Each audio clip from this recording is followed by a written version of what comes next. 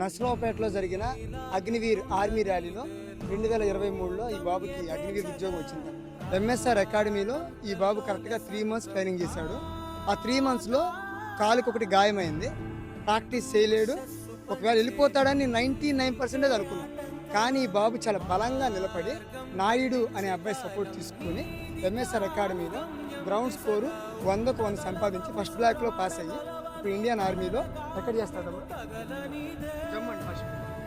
Jammu and కాశ్మీర్లో ఈ బాబు training చేస్తున్నాడు. అంటే నేను అతని నుంచి నేర్చుకున్న విషయం ఏంటంటే, పరిస్థితులు అనుకూలంగా ఉన్నా లేకపోయినా, అది ఎలా ఉన్నా సరే, కంఫర్ట్ జోన్ మన ఎంఎస్ఆర్ అకాడమీలో లేనప్పటికీ కూడా అతను అలాగే కంటిన్యూ అయ్యి చివరికి అతను అనుకున్న అగ్నివీర్ జాబ్ని సంపాదించాడు. ఎంఎస్ఆర్ అకాడమీలో శిక్షణ అనేది అత్యంత కఠినంగా ఉంటుంది. మీరు ఊహించిన దానికన్నా చాలా వేరుగా ఉంటుంది. ఇక్కడ చాలామంది వచ్చారు ఇప్పటికీ, ఏపీ నుంచి, తెలంగాణ నుంచి.